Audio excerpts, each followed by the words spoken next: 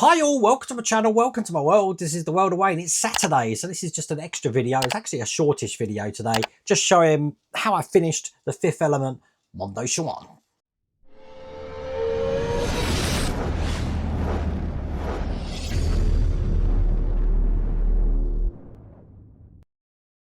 I don't know if I'm pronouncing that correctly, but as you can see, it's all finished here. But when I actually did the last bits that I had to do, I filmed it in kind of like a diary form on my phone. So you will find that the next videos you see are a bit choppy, but basically I'm showing you how I do the flocking, how I made the diorama, putting this section on and doing all the kit caboodle, and then I finish up with some beauty shots. So without further ado, check this out. So if you remember, I'd already done this head and I was ready to work on it, but I've already broke off one of the little moustaches there. I don't know if you can see that. So what I've done is I've got a second head in here. So I'm going to be painting that now. This gets painted a bronzish colour. So let's do that now.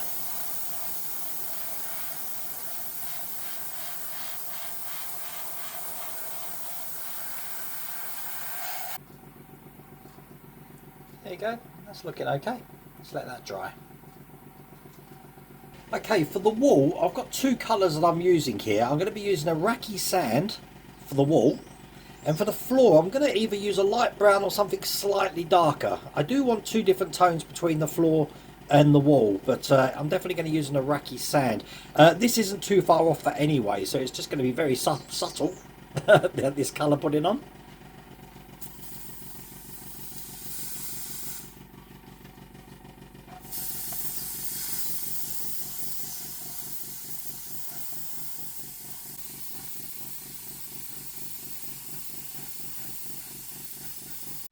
And finally, I'm just going to do the base here in this light brown colour.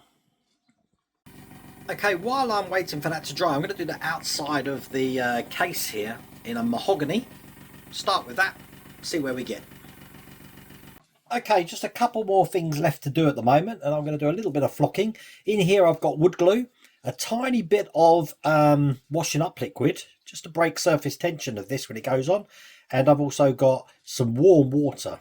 I want to mix this into a kind of milky paste.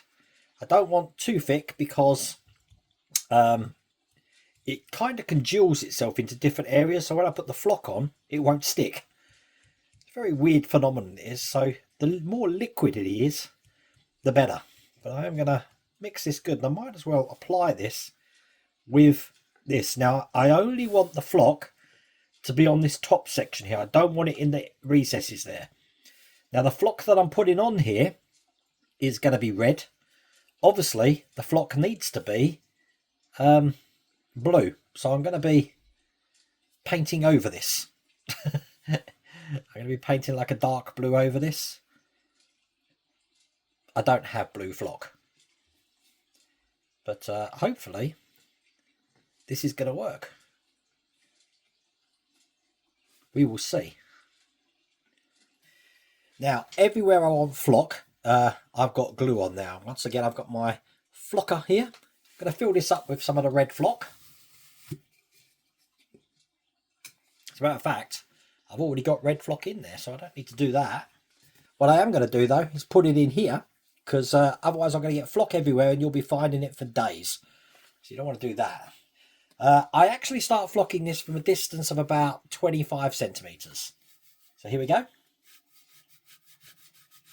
Oh, this is brown. Doesn't matter. I thought it was red.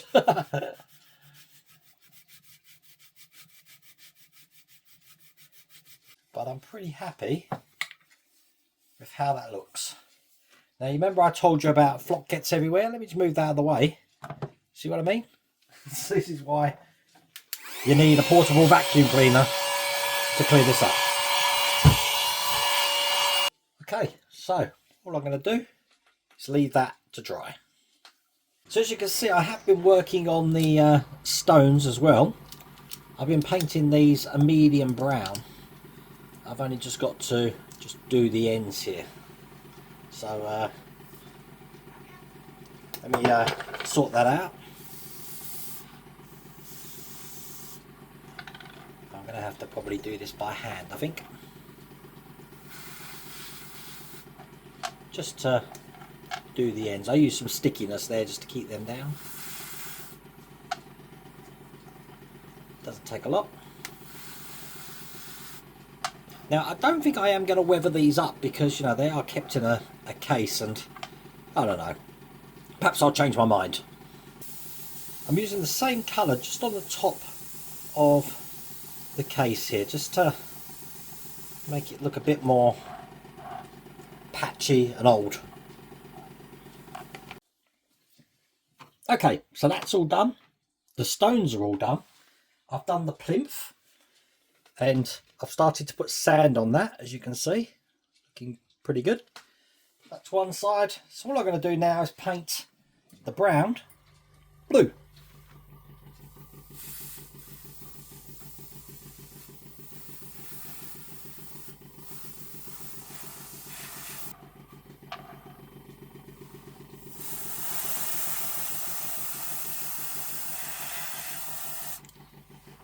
That'll be it. Perfect. Okay, now it's a thankless task using a cocktail stick to paint every single rivet in brass on the top here. This is going to take a while.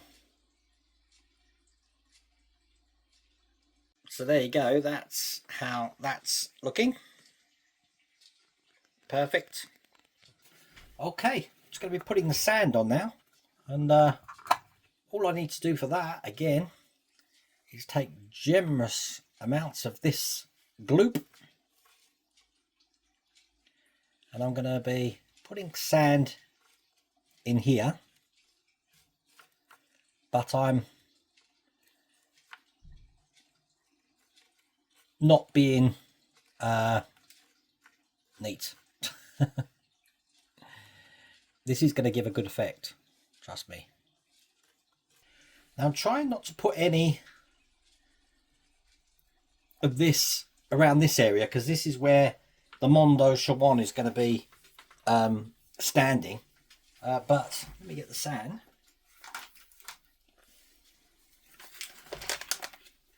And just start sprinkling this on.